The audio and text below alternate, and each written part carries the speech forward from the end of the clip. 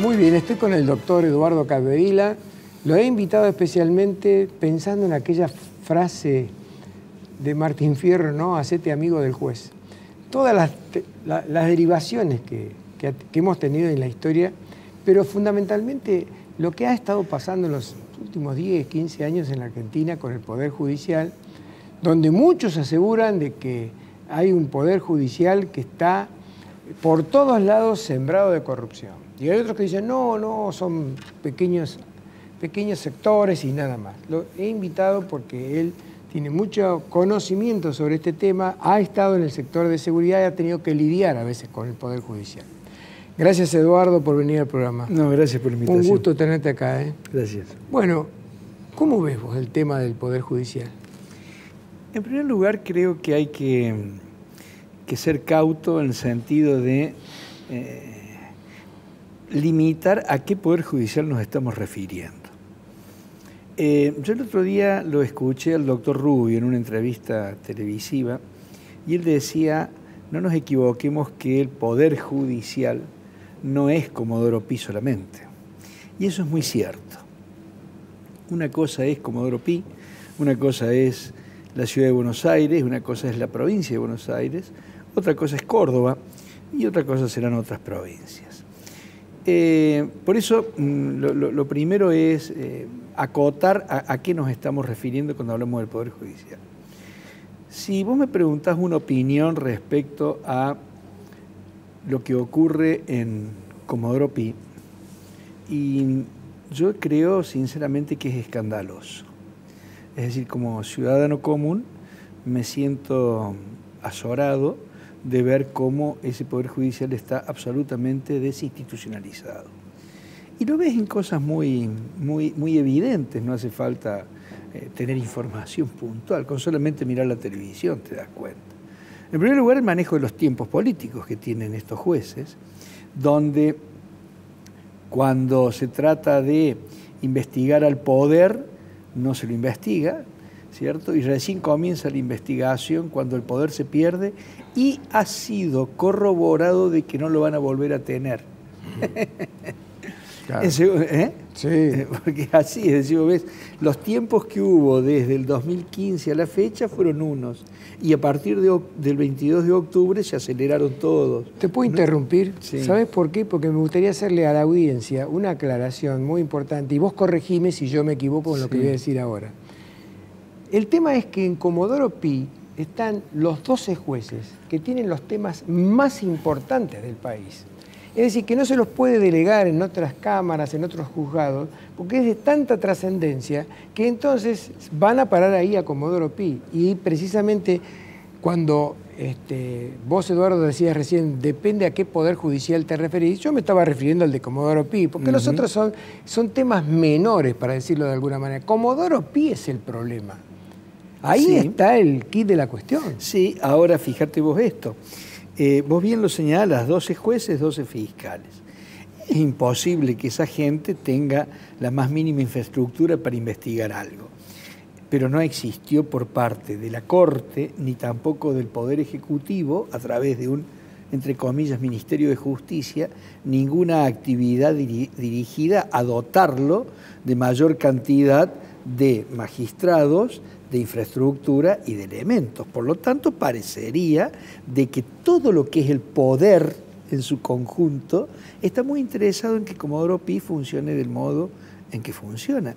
Yo he visto en programas de televisión al periodista, colega tuyo, mostrando la foja de un expediente respecto a actos judiciales producidos ese día.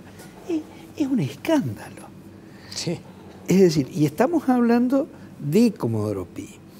Otra cosa, también vemos que los escandalosos casos de soltura de personas sin que tengan ni siquiera el certificado o la constancia o el dictamen técnico que diga de que puede estar en libertad, también normalmente ocurren allá.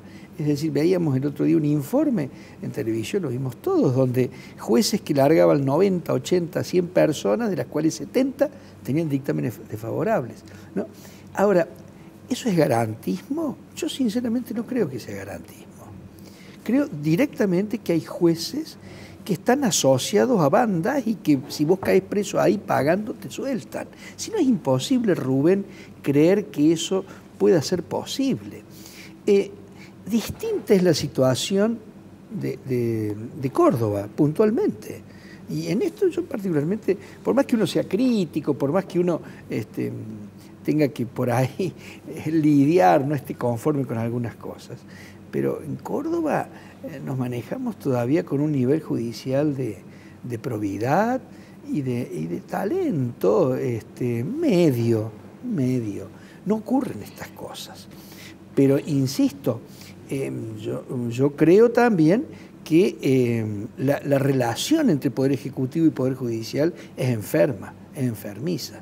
Nosotros teníamos en la época de los Kirchner los operadores judiciales, Álvarez y compañía, que directamente se los reporteaba como operadores judiciales, y ahora seguimos teniendo operadores judiciales. Angelici. Por ejemplo, ¿cierto? Y el presidente de la República no sale fuertemente a desmentir eso. Entonces, están colaborando todos para esta desinstitucionalización, que es muy complicada. Ahora, vamos a suponer que este gobierno, que pretende ser fundamentalmente republicano, esto es, respetar a los tres poderes, respetar la autonomía que tienen que tener los tres poderes, diga, bueno, así como está nosotros no nos podemos meter, pero sí podemos tratar de reformular al Consejo de la Magistratura, que controla a los jueces. ¿Vos crees que si se logra hacer una reforma adecuada se podría mejorar en este aspecto? No tenga la menor duda. Por supuesto que sí. Claro que sí. Lo que pasa es que no hay ningún interés en hacerlo. No hay ningún interés. Aún más, convengamos, yo particularmente, esto te lo digo con total y absoluta sinceridad, yo fui convocado en su momento para trabajar en el ámbito profesional a favor de la candidatura del señor Pidecase, como representante de nosotros los abogados. Y lo hice. Participé en reuniones y convoqué a algunos amigos para que lo votaran a este hombre. Y yo mismo lo voté. Y verdaderamente no ha pasado absolutamente nada. Nada. Es decir, están allí, parecería que están allí ocupando importantes cargos, cobrando importantes sueldos, pero no ha habido por parte del Consejo de la Magistratura ningún acto verdaderamente lucido.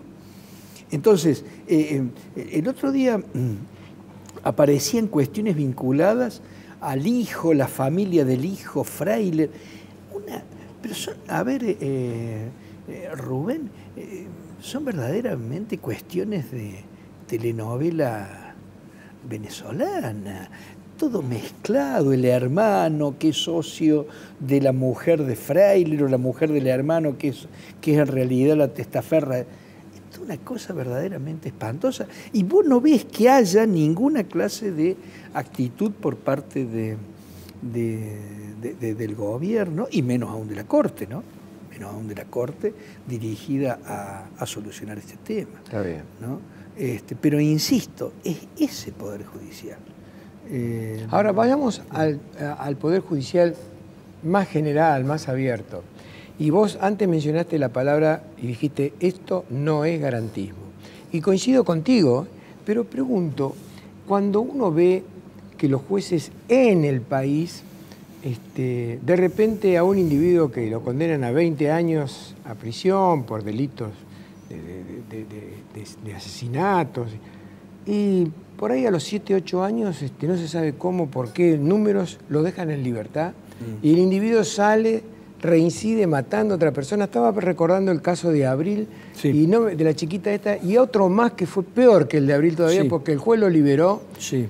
No sé si fue Freiler, el juez lo liberó, el tipo salió y a la semana había producido un asesinato. Que en Córdoba también ocurrió. Bueno, entonces la pregunta es, ¿no hay una tendencia en los jueces argentinos a tener temor a penar? Cuando yo decía antes, creo que sí, se lo dije a Jorge Barbará, que los pueblos más desarrollados del mundo son esclavos de la ley, y ese es un principio que los países desarrollados lo tienen muy claro. Sí. Mira, yendo a frases así contundentes, hubo una de Rajoy hace un mes atrás con motivo de esta sedición catalana, que él dijo, un país que no es capaz de asegurar su propia legalidad no es un país en serio. Claro. Es perfecta la definición. Está buenísimo. Es perfecta. Yo en lo que vos señalás, marco dos cuestiones. No hace mucho vos tuviste la enorme gentileza de invitarme acá a hablar de la corrupción judicial. Y yo te dije que dentro de los esquemas o de los modos de analizar una justicia como corrupta estaba la pusilanimidad.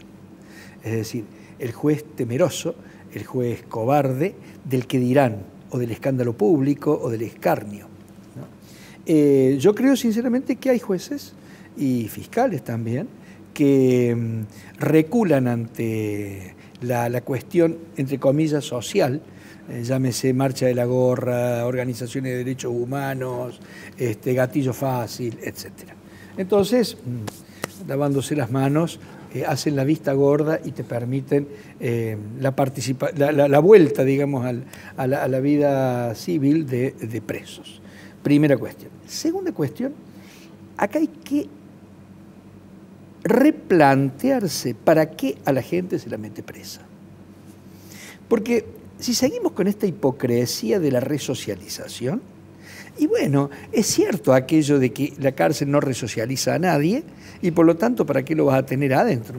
Tenerlo afuera. Pero vos, perdóname la interrupción, Eduardo. Sí. Vos en la última vez que estuviste acá, sí, dijiste una frase que a mí me impactó mucho y sí, que yo coincido totalmente con esa frase. No es un problema de resocializar porque el poder hoy carcelario argentino no lo tiene, pero sí lo saco de circulación al tipo. Lo saco de circulación. Eso es lo que te decía. Lo que hay que, es decir, definir, y estar todos de acuerdo en esto, es que la privación de la libertad es profilaxis pura. Así como, Rubén, así como la persona que tiene una enfermedad infectocontagiosa es objeto de una cuarentena donde está separada del resto de la sociedad para evitar que contagie, esto es exactamente lo mismo. Si el tipo tiene que estar 5 años adentro por la violencia que le ejerce al momento de delinquir, pero no está hablando de todos los delitos, sino aquel delito con la enorme exposición de violencia, que es el problema que tenemos hoy. Sí. Ese, ¿cierto? Esa persona estará 5 años, 6 años, no va a salir mejor. Yo no tengo ninguna esperanza de que salga mejor, pero por lo menos durante 5 años estuvo fuera de circulación. Claro. Y la sociedad ganó ya con eso ganó. Y después habrá que comenzar una segunda etapa, sí, pensando en la resocialización, de decir, bueno, muy bien, vamos a enseñarle una profesión, vamos a enseñarle esto, vamos a hacer que cuando salga sea un tipo apto para integrarse nuevamente a la sociedad. Está bien, pero yo te recuerdo que el Ministerio de Justicia de la Nación el año pasado anunció que iba a comenzar a elaborar un nuevo régimen penal de menores, ¿verdad? Armaba una comisión y demás. Pasó 1 año y medio y no pasó absolutamente nada. No hicieron nada. No tienen presupuesto. A mí me parece que ese es uno de los grandes problemas que tiene el país, que yo lo vengo puntualizando. El problema es que no se puede achicar el gasto público y entonces caemos en el déficit fiscal y, fíjate vos, todos los sectores del país que están demandando más presupuesto. Sí, pero está bien. Pero no tenés presupuesto para esto, que es un verdadero problema nacional. No tenés para los cosas del Parlasur, por ejemplo. Por ejemplo, o tenés para darle a los piqueteros el bono de fin de año que no le da a los jubilados. Seguramente. Hay órdenes de prioridades que yo no los entiendo. Ahí nos ponen la música, se nos acabó el programa. Gracias, Eduardo, por haber venido al programa. Muy amable. Se nos acabó